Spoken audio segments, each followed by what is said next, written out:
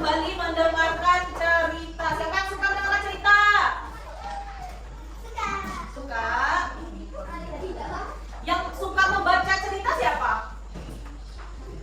Suka semua, pintar. Membaca cerita itu bagus ya. Jadi kita bisa tahu tentang banyak hal yang ada di cerita.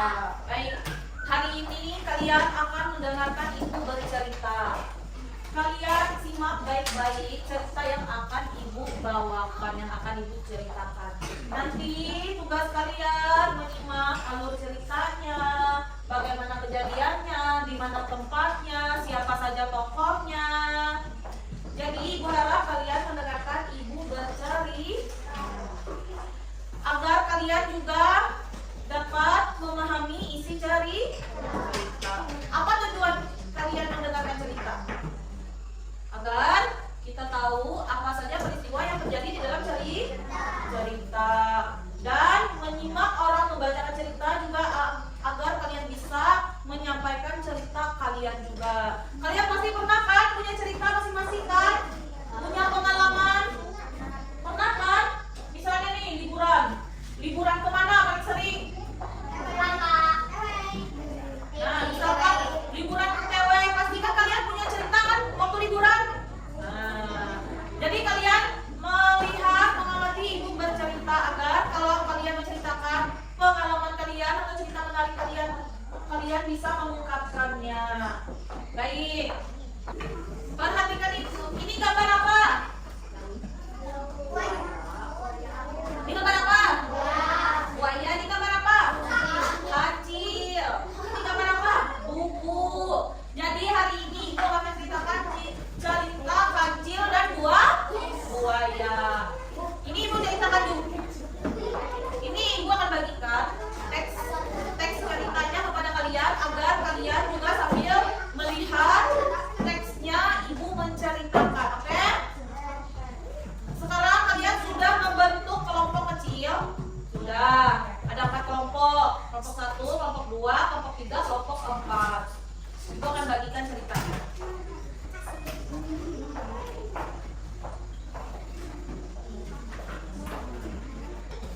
Menyimak dan menceritakan kembali teks narasi. Cara menyimak yang baik itu ada 5. Yang pertama apa Diba? Bacakan. Duduk dengan tenang dan fokus. Itu yang pertama, cara menyimak yang baik. Duduk. Sudah duduk? Tenang tidak? Yang ketiga apa? Fokus. Nah. Selanjutnya yang nomor 2, Adel bacakan. Pembicara. Memperhatikan pembicara. Kali ini yang menceritakannya siapa? Membacanya? Ibu. Jadi kalian harus memperhatikan siapa? Ibu. Yang ketiga, Adel bacakan. Nomor 3, dengarkan dengan seksama. Artinya apa? Jangan ngobrol. Kalau ngobrol nanti gak dengar, ibunya nanya nanti bingung kayak Farel. Disuruh baca nomor 3, dia baca yang lain. Nah, yang selanjutnya mencatat hal-hal penting yang diperlukan. Yang kelima, tidak menyela saat orang lain berbicara. Contohnya, kalau boleh menjelaskan, ibu belum suruh tanya, kalian sudah tanya. Itu namanya menyela pembicaraan. Mengerti? Lain. Selanjutnya, cara menceritakan kembali. Nah, nanti ibu suruh menceritakan kembali kalian. Jadi caranya itu ada 5. Yang pertama, judul cerita. Kita harus tahu judul ceritanya. Yang kedua, kenalkan tokoh-tokoh dalam cerita. Kayak ibu tadi. Ada siapa? Kan? Terus ada buaya. Yang ketiga, ceritakan kejadian secara urut, awal, tengah, akhir. Jadi cara menceritakan cerita itu harus berurutan dari awal, tengah, akhir. Jangan duluan ketawa terpingkal-pingkal. Jatuh. Gak tahu jatuhnya gara-gara apa. Kalau diceritakan, tadi aku pulang dari pasar, melihat orang bersepeda bertiga, terus jatuh ke dalam got, aku ketawa. Nah, begitu kan orang kalau mendengar cerita mengerti kan? Nah, tapi kalau tiba-tiba jatuh. Apa yang jatuh? Gak tahu apa yang jatuh, bingung ya kan? Jadi manfaatnya menceritakan secara runtut atau dari awal,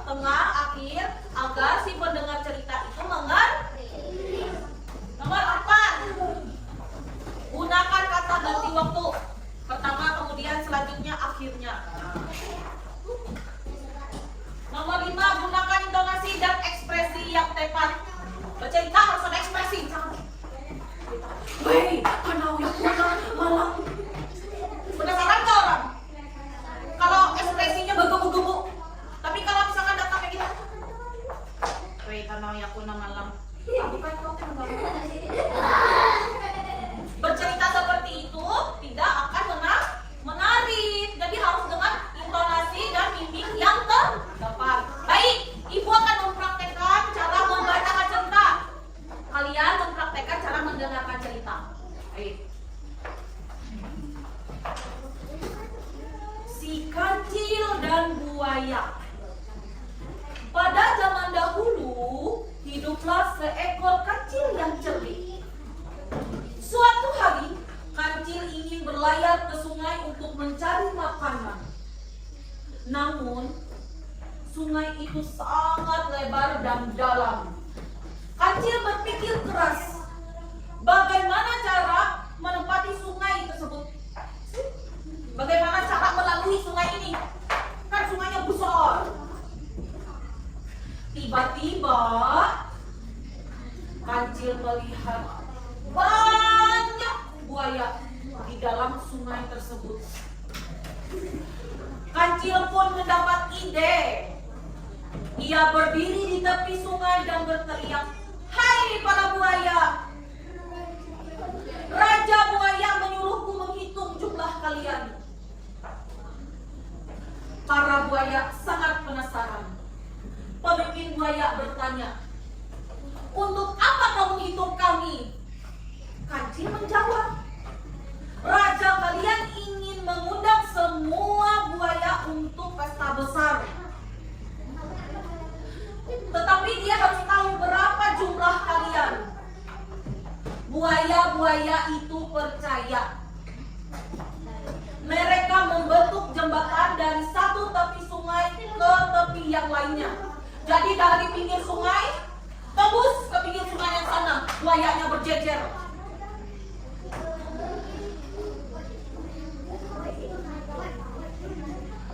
Mereka membentuk jembatan dari satu tepi sungai ke tepi lainnya. Kancil mulai melompat. Kan buayanya berjajar sampai sana. Kancilnya sambil melompat, sambil menghitung 1, 2, sambil menginjak punggung buaya. 1, 2, 3 sampai ujung sungai. Sampai dia nyebrang sungai yang besar itu tadi, menginjak belakang buaya. Yang katanya disuruh raja buaya menghitung buaya yang ada di sungai tadi. Ketika kancil hampir sampai di seberang, dia berteriak, 2, 3. Kancilnya sudah mau sampai seberang. Terus, "Terima kasih para buaya.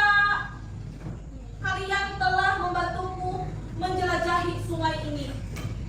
Para buaya sangat marah. Kenapa? Karena dibohongi.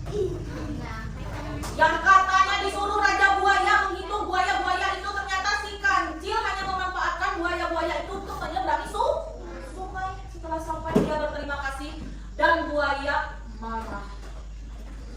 Buaya sangat marah karena telah ditipu oleh kancil. Tetapi kancil sudah sampai di seberang sungai dengan selamat.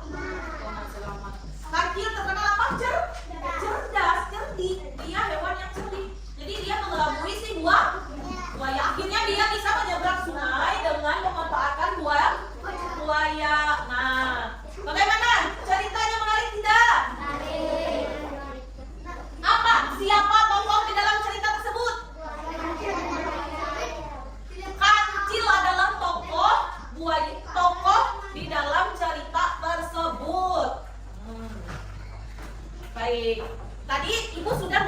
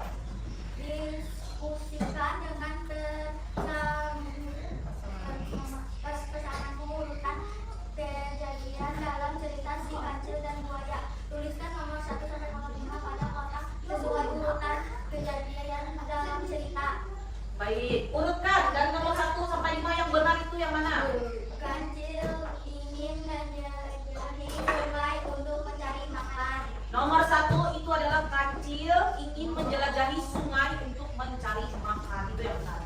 Dirubah yang salah.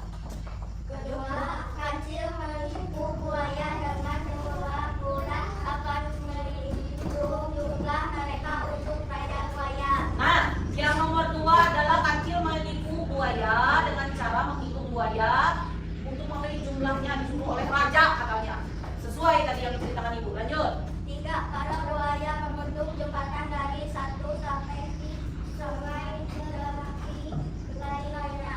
Nah, yang ketiga adalah si buaya tertipu. Akhirnya dia berbaris membentuk jembatan. Lanjut. Kancil melompat dari satu buaya ke buaya lainnya sambil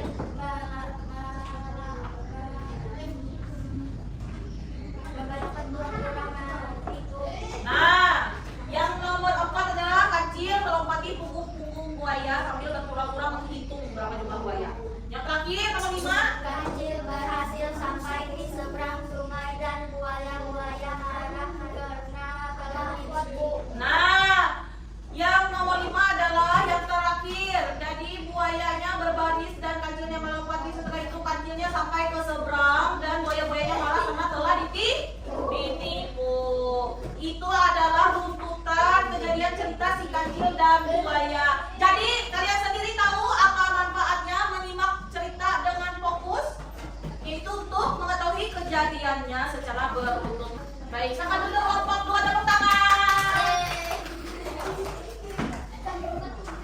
Nah, berikut adalah materi kita hari ini tentang mendengarkan cerita, menyimak cerita dan menceritakan cerita. Ya udah, karena kelompok 2 yang paling rendah nilainya jadi ibu hukum untuk kembali menceritakan cerita si kancil dan buaya. Silakan maju.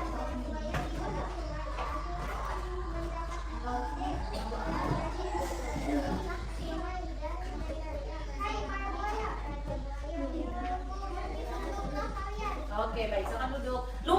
Lumayan ada iramanya. Dia ngomong, "Hai buaya."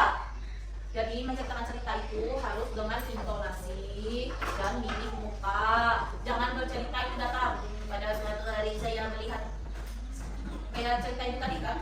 Kalau kalian bercerita dengan datar, tidak akan menarik. Tapi kalau bercerita dengan